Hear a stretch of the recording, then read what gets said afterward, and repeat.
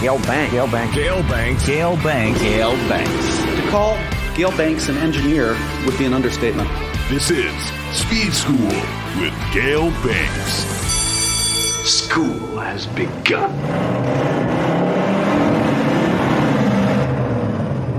Hey everybody, Gale Banks here. I've got a guest in the studio today, Erik Reider. You may recognize the name, recognize Erik from various misadventures that we've done around here. He's in almost every episode, if not every episode of... I've built a couple things and had a couple late nights on a certain truck that may or may not be outside this room. What we're talking about here is the rust bucket, lockjaw, which really isn't rusty except for the skin. Well, I have been cut by it, and I'm doing okay. So I think you've had your tetanus shots. I've myth busted that one. That project, we've got a supercharger on that engine, no turbochargers whatsoever, and the whole idea is to get high intake manifold air density right off idle. Now, I didn't say high boost. You know, air density is what you feed to an engine at greater and greater quantities to get more and more power. You know, if you have an air-fuel ratio that's kind of fixed, what's the ratio? I kind of like to hold it to 18-1. That's as rich as I want to go with a diesel, because beyond that, you start getting visible smoke. And if it's a street-driven thing, then I want to be around probably 22 to 24-1. And I'm talking about under power. I'm not talking about just cruising. Cruising, it gets even leaner, more air. Guys talking CFM. We've got a flow bench, and Erik, you've just finished rigging it to measure not CFM, but what? What are we measuring now? CFM being a volumetric flow rate, it's the space it contains, and that's what the flow bench outputs. Well, in a sense of the word, we'll get into what their CFM is, but we are rigging it for mass flow, and that it's there's the answer I was mass looking flow. for. It was a roundabout answer, but mass flow. Okay, and mass flow. You need to know the air mass to mix the proper amount of fuel with it. Or put in a different way, the greater the air mass flowing through the engine, the greater the power you can make, because you can put in more fuel. If the mass is not there, the air mass, which comes from compressing the air in all modern diesels, they're turbocharged or super turboed, some of them. I think I know a guy who started that. It's something we've been doing for quite a while. Yeah, to say the least. Yeah. I looked at this situation, and we talked about it, and it has to do with CFM really doesn't tell you much. And I'm going to read some stuff directly from the Superflow document here on flow measurement and correction. And I'm going to read, this is direct quotes. The term CFM, cubic feet per minute, generates much confusion about airflow. This is a result of the fact that air is compressible, and the volume flow in one place differs from the volume flow at another place. In other words, if you're compressing the air like we do, the fact that it is compressible makes the CFM flowing in from atmosphere much different than the CFM flowing through the intake valve and into the engine. And the engine being an air pump, it only flows its own displacement every other rev. In other words, it's a four-stroke engine. The intake valve opens every other revolution of the cylinder, of the crankshaft on a single cylinder. So if the thing is let's say a 6.6, 6.7 liter diesel turning about 2,800 RPM, where most of them make their horsepower peaks somewhere in that range, you're flowing around 400 CFM. The engine is pumping, let's say, around 400 CFM. We've been testing with superflow benches since the 70s, but we're not testing what really matters. We're testing a number that you compare with a number you had before. But what's the value of it other than a comparative thing? I've often felt that if you're porting cylinder heads or comparing one with another, let's say it's an inline six, our new HO Cummins, which is 400 horsepower, moves about 52, 53 pounds of air per minute at 400 horsepower. Divide that by 6, and that's what you'd be flowing through the intake port of one cylinder. The CFM of the engine is only varied by the engine's RPM. As you go up in RPM, it pumps more CFM. That's why racing engines turn higher RPM, to move more cubic feet of a certain air density. So what the hell is density? We measure density in pounds per 1,000 cubic feet, the air density. Density is the weight of basically a cubic foot of something. I'll give you some numbers, though, on density. A cubic foot of framing lumber, studs, fir normally, is around 30 pounds. A cubic foot of gold is 1,204 pounds. What's the difference between those 2 cubic feet? The density of the material. As it gets denser, it gets heavier.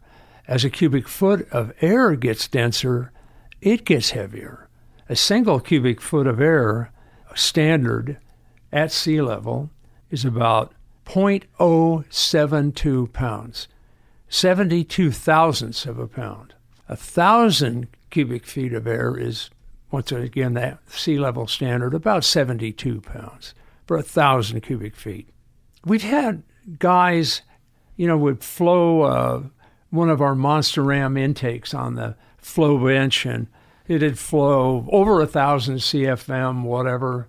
Or we'd flow one of our Ram Air intakes, similar numbers. And the occasional sharp guy out there will call us out. He'll go, wait a minute, the engine's only flowing 400 CFM. What the hell is this? It does not compute. So I went, let me look into what Superflow has to say about all of this. Well, I just read you that first quote, that the flow differs from one place to another. Well, it does. We might be inducting 1,200 cubic feet of ambient air and pumping 400 cubic feet through the engine. How does that happen? It happens because we increase the density by a factor of 3. It's called the density ratio. That's what supercharging and intercooling does. It increases the air density, and that gives us, pumping 400 cubic feet, more mass flow per cubic foot. That's what supercharging is all about. So how do we measure the mass flow? And what's wrong with CFM? I've got a sheet here from Superflow that says there is no air density correction. I'm big. The typeface is big. Actually, the title of this is Air Density Correction and Superflow Benches. And then it says there is no air density correction. In other words, it says here, the density in the air in the room where you perform a test does not affect the flow. Well, that's because the bench isn't measuring CFM, actual CFM, or density. And the density does affect the flow. I'm going to another quote, flow measurement and correction. Another quote from the Superflow documents. And I love this one because it's an open admission that this is probably my favorite. The bench isn't really the best thing for this. The easiest way to avoid confusion is to always quote flow rates in pounds per hour or mass terms. Well, we tend to quote flow rates in pounds per minute. I don't know if these are actual engine guys writing this. It says then, at least in mass flow rate terms, the stream of air has the same flow rate everywhere in the system. So the 1,200 cubic feet of air you inhale from atmosphere has the same mass as the 400 cubic feet you're pumping through the engine. That's the beauty of this. But air is, I love this one, but air is commonly referred to in terms of CFM, so we have to live with it. No, we don't. AKA no one has questioned us on this, and we have gotten away with it. Yes, and they've gotten away with it since 1974. Next quote, bench flow. Superflow benches all read out flow in bench CFM, which is neither the actual volume of air flowing through the bench, nor is it the standard cubic feet of air flowing through the bench. A flow bench does not actually measure flow. I'm quoting, guys, but simply compares the flow characteristics of a unit under test to a reference orifice inside the bench. Oh, baby. Here's the deal. At the same pressure drop through the port or through a monster ram or through a boost tube or through a charge air cooler. Through an exhaust. And through a ram air intake. They all impact CFM in some way because they impact density in some way. So the CFM flow varies through the system and the air mass flow is a constant. Why not measure how you've impacted the air mass flow? A little more from Superflow here. For example, a flow bench can be set up at a 6,000-foot altitude with a particular head and measure, for instance, 250, he's talking with cylinder head here, 250 CFM of flow at a test pressure of 25 inches of water.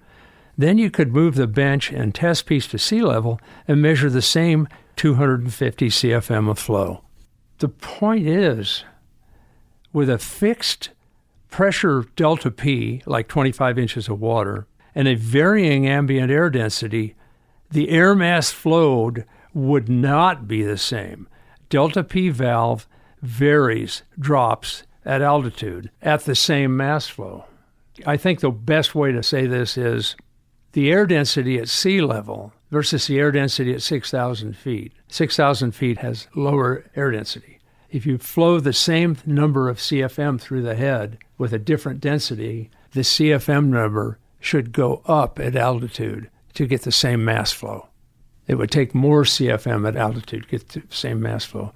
I don't want to confuse everybody, but if you're going to race at or near sea level, develop your cylinder head at that level.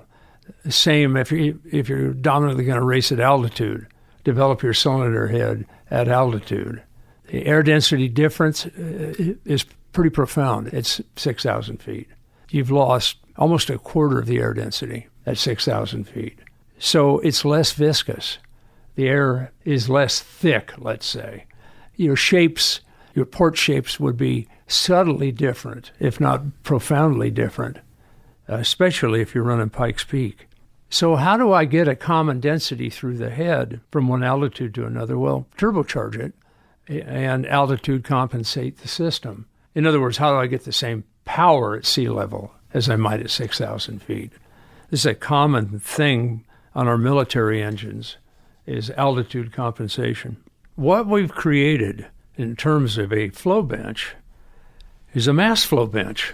Erik rigged up a MAF sensor in line with our recent testing of intake horns or intake elbows, or ours is a monster ram for the Ram Cummins 6.7. The one I've got in there currently is a late model Ford MAF sensor, and we've calibrated it against a Bosch MAF sensor, who is pretty big in the MAF world. We have a transfer function. We use that, extrapolate a transfer function from the Ford sensor, get it rigged up, tap into it with oscilloscope, our own eye dashes, and get a live readout in frequency that we can then tie to a pounds per minute reading. What's a transfer function? Yeah, so a transfer function in that ultimately what this sensor is putting out is a PWM signal that an oscilloscope is taking, and it's referring that to a frequency from 0 to 9,999 hertz or 1 kilohertz. And so what the transfer function does is it is a function where if you input that hertz value, it associates it to a known number. So as the flow goes up, the frequency goes up? Yeah, and it's nonlinear in that it's dynamic the way it goes through the function, so that it can operate over a vast range of flows, and that as you approach the limit, as you approach 1 kilohertz, it's going to slow down in its change because it's accounting for extra flow. So if it was a straight linear equation, it would be very limited in how much you could cover. But with this transfer function, you can flow a high amount of air through it and be able to measure that consistently and accurately. So what is it actually measuring? What values?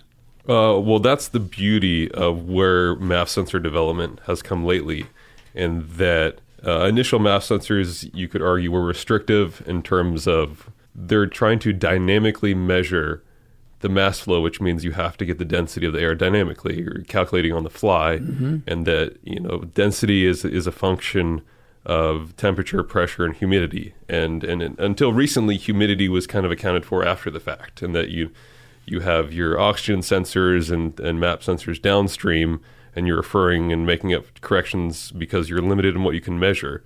But Bosch, more recently, had, and Hitachi as well, had developed an 8-pin sensor, which it was an upgrade from the previous 5-pin.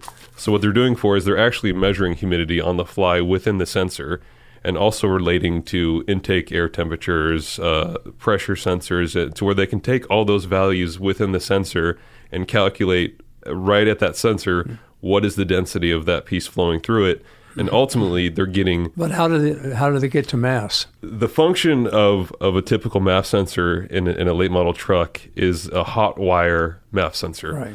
So what's happening in a hot wire MAF sensor is...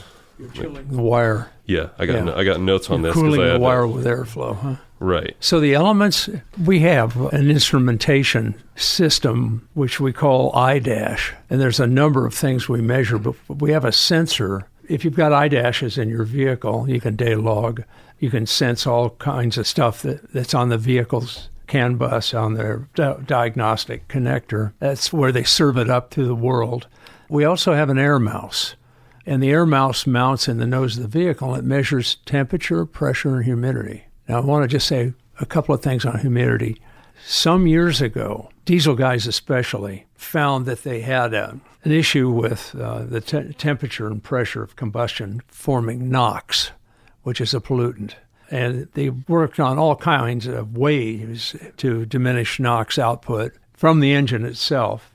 And then they come up with, of course, various catalytic devices to remove the NOx from the exhaust stream. But it was found that on humid days, you could tune the engine differently, take advantage of the humidity to cool, and we're not talking about cooling a hell of a lot, but to cool that combustion and diminish NOx. So they patented it. Cummins patented it.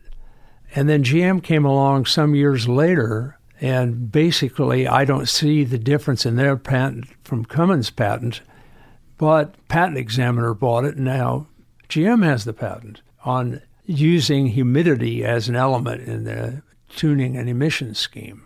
And then more recently, I don't remember off the top of my head who patented the one I'm thinking of, but less so on the emission side of things and more so reaching the threshold of a small forced inducted ICE engine, using the ambient humidity to get right up to the threshold of knocking. Exactly.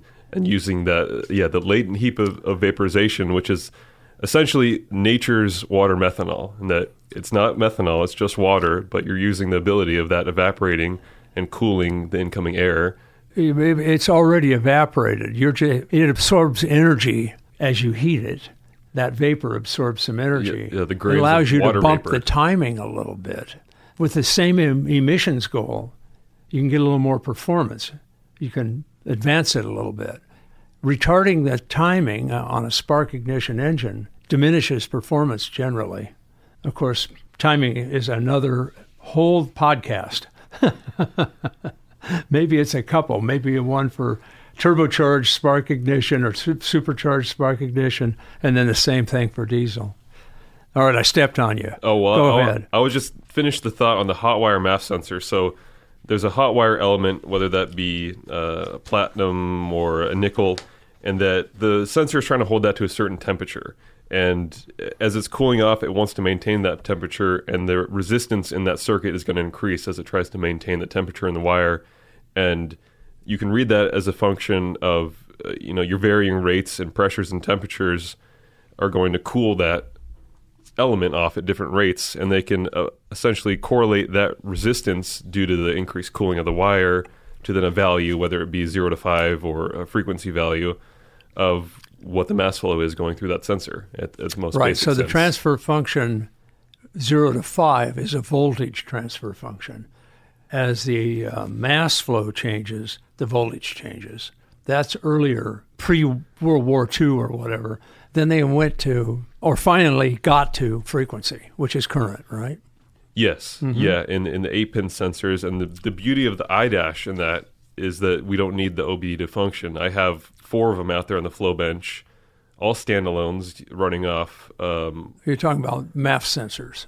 That or as well. 4 iDashes. 4 iDashes, Yeah. and that, we're going beyond just the MAF sensor. We were actually able, out of curiosity of you and I, to calculate density loss across that, just because we have the capability. But our iDash, I'm tapping into the output signal on that MAF sensor, grabbing that frequency before it hits the oscilloscope, and actually displaying it onto our iDash in real time. And the beauty of that is not only can I log it and take a look at that data at 20 values per second, so 20 hertz, is that I can apply a pull-up table for that. And so say I take my transfer function, I would have a 10-value table. I could say this frequency equals this frequency equals this, on for 10 values. And then I want to tell the iDash, this reading is going to be pounds per minute. So it will literally take my hertz values, use my pull-up table, which is essentially a simplified version of the transfer function, and output on the screen in real time what my pounds per minute is. That's because the iDash is a computer, not just a gauge. Exactly. It doesn't just look good. There's a microprocessor in there. And if you've never experienced an iDash and you're a gearhead, you really missed out, babe. Really missed out. And it helps immensely in that MAF sensors do really well at a certain threshold of flowing, and that the flow bench can get really small in terms of how much is actually flowing, and MAF sensors will struggle because in those conditions it's not really what they're made for. So the beauty of the iDash is I can take all that data and average it over whatever I want, whether it's on the data log or the actual display. I can take that value, average it over 10 seconds, and have a very smooth output of what we're charting. And, when in reality it might be kind of fuzzy on the actual values. I'm getting it 20 times a second. So you're averaging it. I can average that value on the fly as well. So you mentioned measuring the density change through the MAF sensor body. Yeah, now, that was an interesting one. I wanted to know. I knew it would be minor, but what is it? I was a little concerned in that, we're flowing up to 30 inches of water, which you're right about a 1 psi difference there, which isn't a whole lot. It isn't a whole lot in terms of density and especially a change, but we rigged it up pre and post MAF sensor. And by rigging it up, I mean, you've got your 3 components of density being temperature, pressure, and humidity. So we have our own pressure sensor in there in absolute, our own temperature sensor designed to read intake air temperature, and then I'm pulling the ambient humidity from the air mouse 10 feet above me on a bracket. Yeah. And I can correlate that to built-in calculations that are set up in the iDash. So I'll tell, the pre-MAF is actually, I'm tricking it to say this is a compressor. And I can input, this sensor is my compressor pressure. This sensor is my compressor temperature. And then it displays the density. So I get a set of that pre and post. And, with enough smoothing and averaging and letting everything settle at different values, I could actually go and create a chart of density lost just past the MAF sensor itself. Yeah, because it's hanging in the breeze. Yeah, it's sticking in. It's sticking in there. And it's designed. It's designed a bit draggy. Yeah, and that element is designed on purpose to have the element sitting directly in the center of that cross section of the tube. By design, you're going to get the most accurate, and that's why early MAF sensors struggle in that you need as laminar conditions as you can get going into it and after it, and you want very smooth air to help with an accurate measurement. And so with, we have 2 diameters worth of straight before and after, so not great, not terrible, but we were still, even with that and some smoothing, able to see a density loss just across a MAF sensor at that low of a flow rate, which I thought was amazing. Basically, there are 2 types of devices that improve air density. One of them is a supercharging device, and the other one is a charge air cooling device. Just those 2. Everything else in the system, ducting air, manifolding air, removes density. Why is that? Well, if the air dragged through a boost tube might be part of it. Velocity through a boost tube. One of the reasons we enlarge the boost tubes is diminish the velocity through the boost tube, which diminishes the boundary layer shear, or the boundary layer drag, where the air is meeting the metal, there's an interaction between the metal and the air molecules. So you get this rolling boundary of molecules, and that couples the fact that the tube is not moving and the air is moving. There's like a friction couple between the two. If you drop the velocity, you diminish that friction couple. You diminish the thickness of the boundary layer as well. So we do these big-ass boost tubes and minimize the density loss through the boost tubes. And we've quantified this in simple terms as though, say you have a boost tube that's completely straight and it's, let's call it 2-inch diameter. It's got straight inlet, straight outlet. Yep. You know, what can you flow through that? You take the exact same piece, you upsize it to 2.5, upsize it to 3, flow the exact same section, downsize it back down to your original nominal, be it 2, Yep. and you can flow more just off of that increase. You know, no bends, no crazy transitions. You can flow more at the same pressure drop. Exactly. Yeah. Exactly. More pounds of air per minute at the same pressure drop. Why is pressure important? Because pressure, boost pressure in the intake manifold is what drives the density, the air density, around the valve and into the cylinder. The higher the pressure available, the more you flow into the cylinder in terms of pounds of air per minute. The delta density that things like a monster ram or intake horn or an intake manifold or an intercooler actually drops pressure, which hurts density, but it cools the boost air out of the compressor, which helps density. And if you do it right, you minimize the pressure drop and you maximize the cooling. I think one that's pretty interesting and relatable to the average guy is that, so I've got a 2-liter Camaro that's turbocharged and it has an intercooler, and I've been messing around with what I'm reading. So this is tuned for about 24 PSI. Manifold pressure. Manifold pressure. So ambient pressure is 14. So I'm seeing a jump of, call it 70% in pressure going into the intake manifold. Yet on my manifold air density readout against ambient air density, I'm seeing well above a 70% jump. And that's the charge air cooler doing its job. Right. Is that, you know, my boost is increasing 70%, but my density from ambient into the manifold itself is well above that. I don't have the value off the top of my head. It's been a while since I saw that value, but it's just, and that's the answer is charge air cooling. So the old term is pressure ratio. The term we've used since Christ was a corporal is density ratio. Now that means, in a biblical sense, quite a while. Just to put the final, I just found a few more little things on the flow bench, the superflow. We're using the superflow as a air pump. That's all we're doing with it now. We can vary the air mass flow by making changes on the bench. Have I got that correct? The latest purpose for us is a speed controllable air pump to which we add our own instrumentation to and conditions. Well, that's where we're going ultimately. Yes. I don't know that the speed is controllable in a superflow bench. Yeah, speed control being we're using either a function of their bench, CFM, with an output pressure drop or vice versa, to where what I usually do is I'll give it a pressure drop.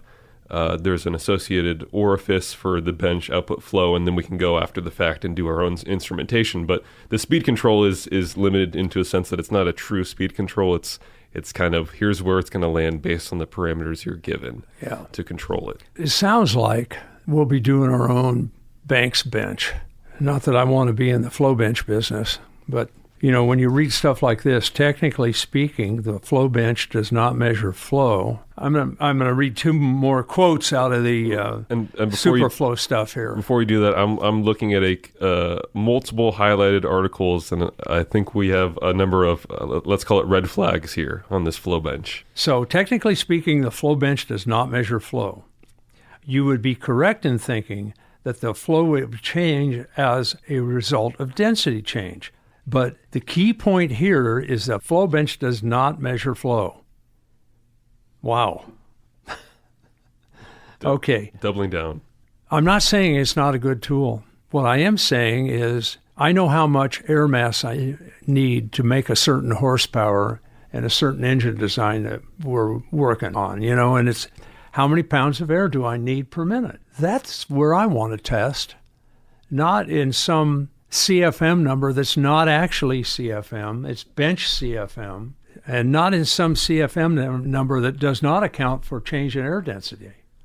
Yeah, and I mean, not to rag on Superflow, there's a reason they've made it this far with this work. It's a great comparative tool in the sense that we're using it of, you can compare whatever their CFM may be, the bench CFM, against a competitor and get an idea of essentially its ability to flow. Yeah. And in other terms, say you're doing a cylinder head, it's probably a great way at hinting what it's capable of. But as far as what you can extrapolate from that and how it's ultimately going to be used on the engine, that's where it kind of falls off. But in terms of comparative and hinting at the flow through it, it's done its job.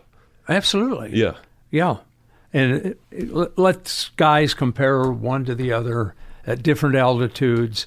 But I think that's kind of a weak point there. There's a number of things that don't happen on a flow bench.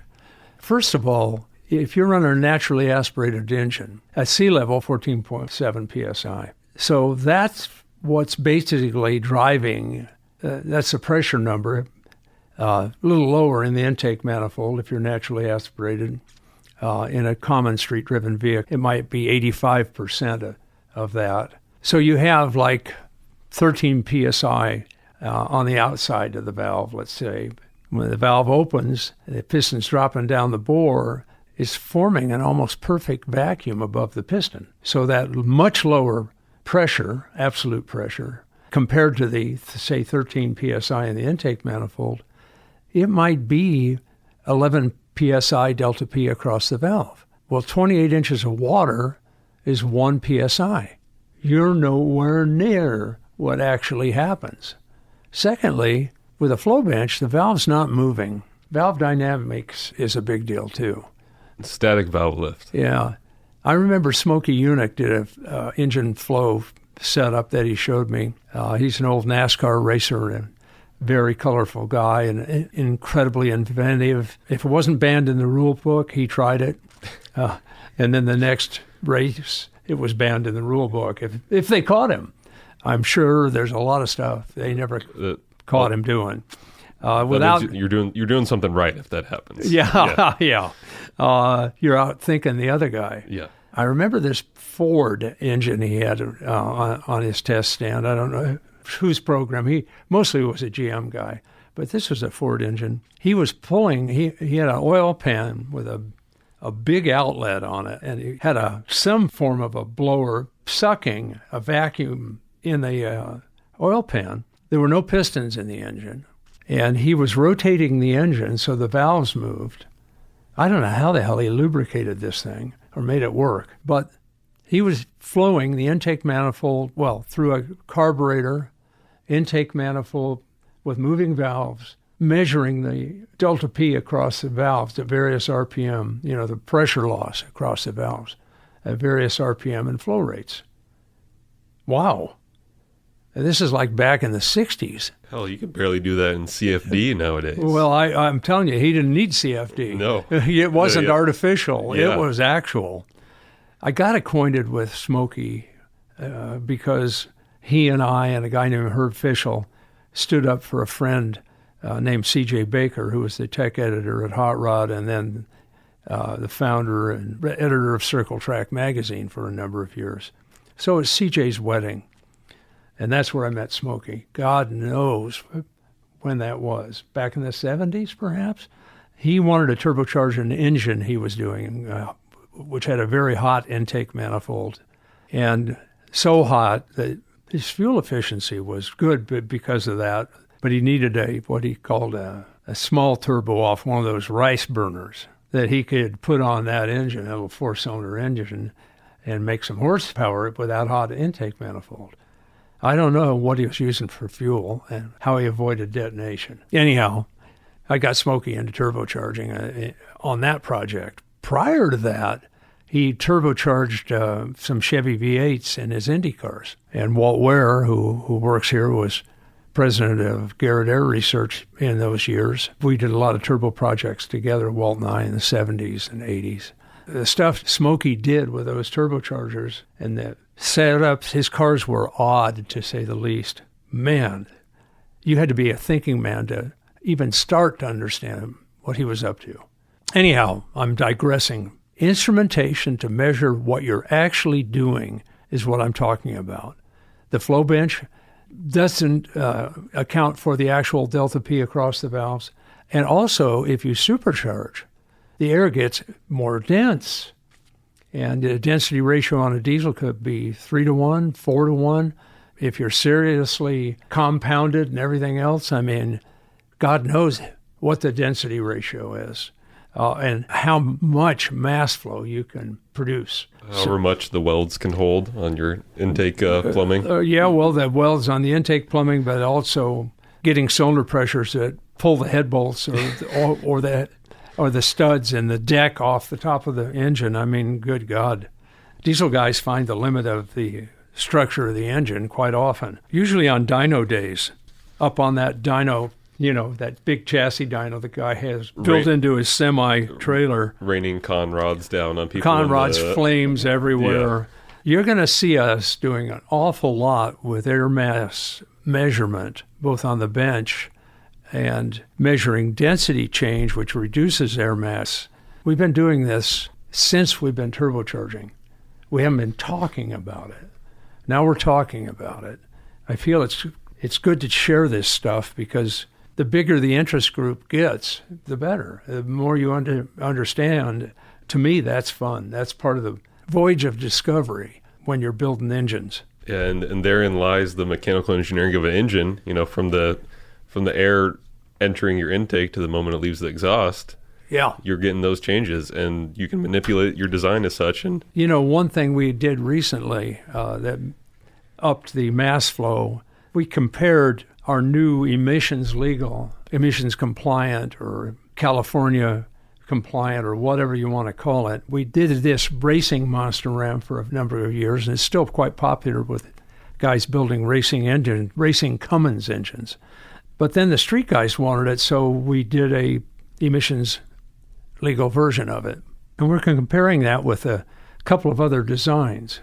We found that if you just, on the emissions setups, the Cummins emissions setups, there's a 3.5-inch diameter throttle. The motor-driven throttle. OD, who knows the ID, but it regulates the airflow into the monster ram or into their stock elbow, where it's mixed with a cooled exhaust gas before going into the engine.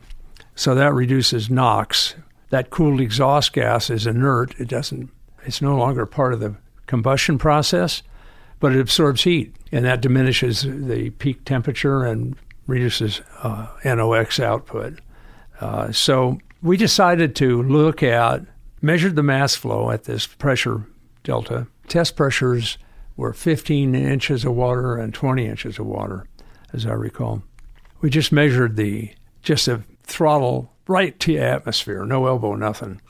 And then we tried to enhance that with a nice outlet trumpet to improve the outlet conditions. Yeah, less explosive diffusion of the air into the ambient air. Yes, and controlled diffusion. Yes. And damned if the flow didn't go up. Then we put on our monster ram, and it outflowed the optimized things.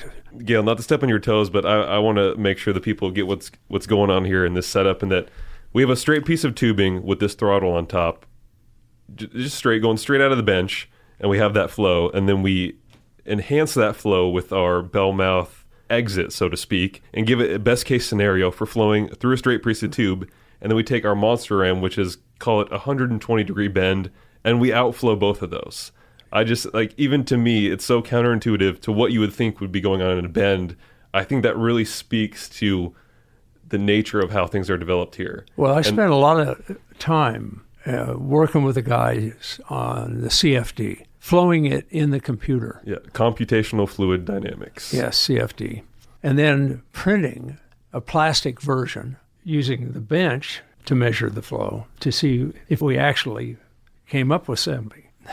Back in World War II, the predecessor of NASA, NACA it was called, put out a paper on bending air in a duct with minimum loss. And we called that the NACA bend. We just absolutely copied it. But in some cases, you can't accurately copy it. You have to use its nuance in other shapes. This is a round tube making, say, a 90-degree bend, minimizing the loss of pressure in that bend and the loss of mass flow, consequently. Brought to you by the famous creators of the NACA duct, which you'll see on basically any and every race car in existence that wants to do. Yes, that's a surface air inlet. Exactly.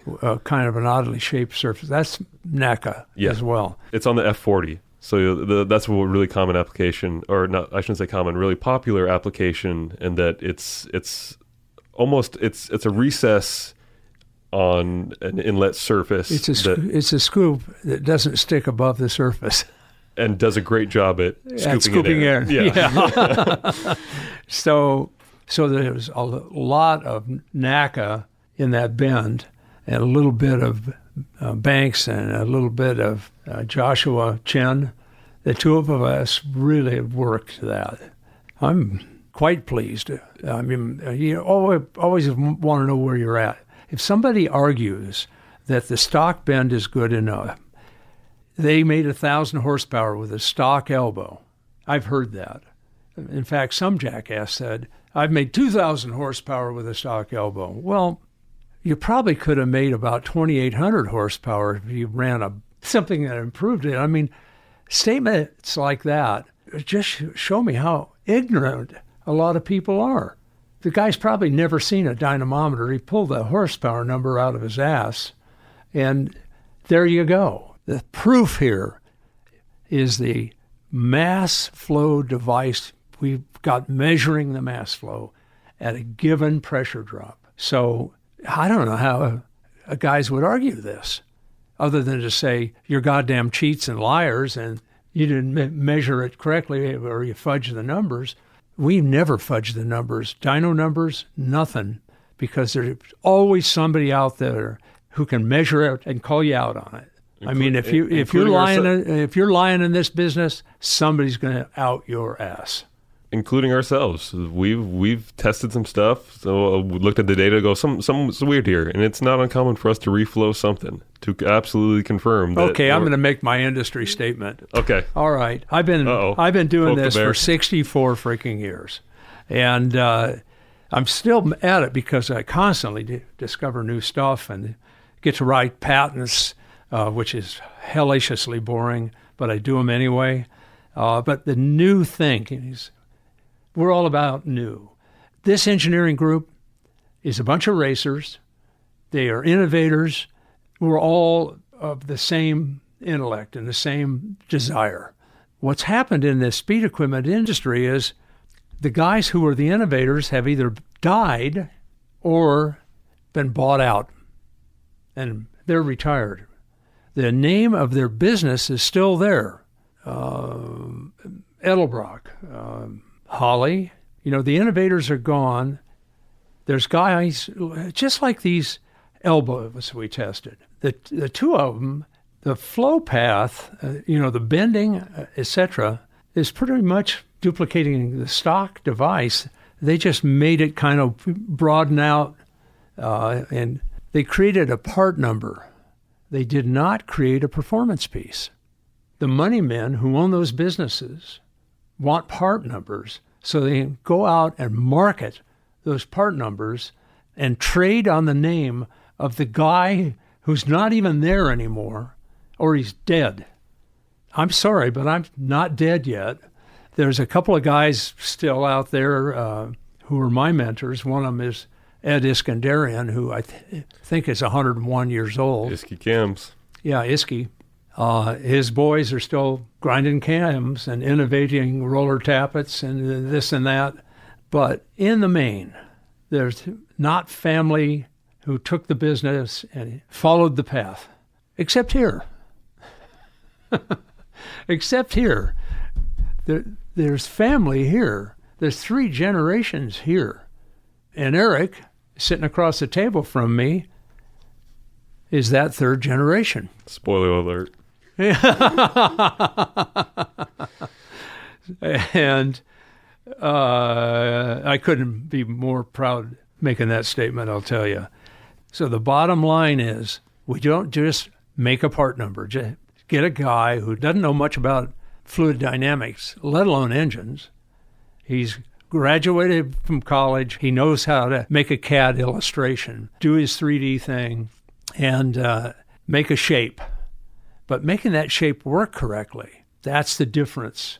And the nuance of that is almost something that it's not in a textbook, truthfully. And we have a great time doing it. We have a great time doing it, and I have a great time teaching it, I'll tell you.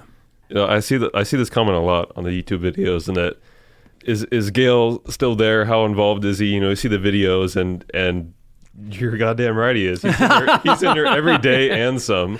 You know, weekends being, you know, if I'm in on a Saturday and Gale doesn't come in, then that's out of the norm. So yeah.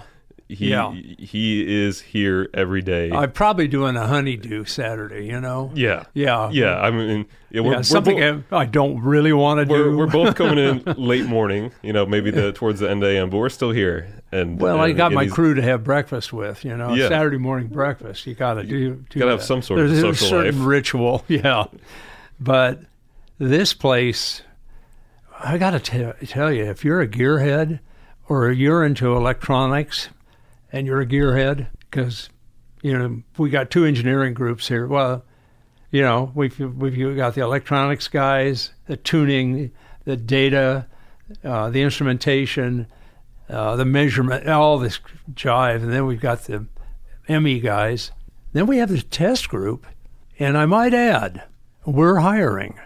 If you want to be an intern here, you're just starting your senior year in college, or you've just graduated or going to graduate soon, if this kind of stuff intrigues you, you don't know what this shop is like.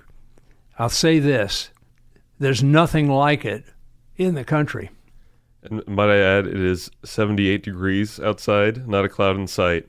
So I'm just going to throw that one in there. Yeah, well. For the Midwest guys. Yeah, we've got the great weather going on, but there's not a business like this, with a range of engineering talent and the chance to learn.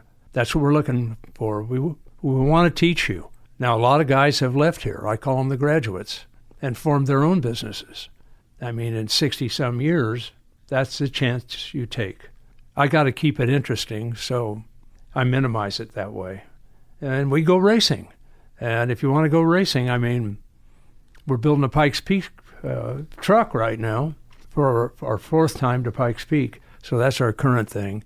And of course, Lockjaw is just getting the finishing touches. That series of videos is really something to watch. I think we've talked through the mass flow versus CFM thing here. Yeah, so let me put a button on this session. We're not talking CFM to the public anymore. We've used CFM because it's a convenient comparative. In our literature or on the website, that will all go to mass flow. You can watch it happen. I mean, stuff that we've had out there for years, we've rated in CFM, will go to mass flow. I think if you need to compare them anymore, the rest of the industry is going to have to come along with us. Or we'll just compare your stuff for you. If you're going to try to call us out, you're going to have to go to mass flow, because that's what the engine cares about. And that's what we care about. Thanks for having me, Gale. You got it. Thank you for being here, Erik. Propensity for density is what it's all about. You got to take in lots of air and then you blow it out. It isn't just a CFM, you need the pounds per minute. You don't want to just blow air, you've got to know what's in it. You want to make some power, and you don't want to fail. Ask Gale, just ask Gale. Gale. Oh, okay, it's time for your questions. If there's something you're dying to know, I'd do my best to answer it. And if not that, I'll just lie to you. You can write me at askgale@bankspower.com. So from Mohammed A., when will you start to sell the new Duramax turnkey engines? Will it be road legal? DEF, emission, smog. So here's the answer. Lockjaw is our development mule for the first version, which is a supercharged version of our turnkey series. And Matt is on it like mad. When we start to sell is when we're happy with it, how it runs, how it reacts to the throttle, and how durable it is. Will it be road legal? Yes, in 66 and earlier vehicles. It will be road legal with no emissions equipment. So I know there's guys who are calling and want to order the engine that's in Lockjaw. Well, until we're really happy with it, we're not just strapping a supercharger on a stock Duramax and walking away. This thing has to be really, really correct before I will sell it. I want to be able to sell you the engine, and you'll put it in your vehicle and be able to drive from California to Florida, or New York to Florida, or Michigan to Florida. It seems like everybody's going to Florida. It's all about durability. You guys know us for durability, and that's what it's going to be. Also, we just passed what's called Euro 3. It's a emission standard for Europe, and it's kind of imperative on some of the stuff we're sending over there on the military side. So that being the case, these engines will be real close to Euro 3, which means it's pretty clean in its native form. It's reducing emissions through tuning, and that is possible to do. It's also very possible to increase emissions and blot out the sun with your smoke through tuning. Anyhow, we'll get the power. We won't blot out the sun. All our diesel records, Bonneville, whatever, have been set smoke-free. And those tend to be very durable records and set against guys who did blot out the sun. Well, anyhow, the Turnkey series is coming soon. Keep your britches on. If you like the show, please leave us a review on your Apple Podcast app or Spotify. It helps us to reach more people. Talk to you soon. Be sure to subscribe for more episodes of Speed School with Gale Banks.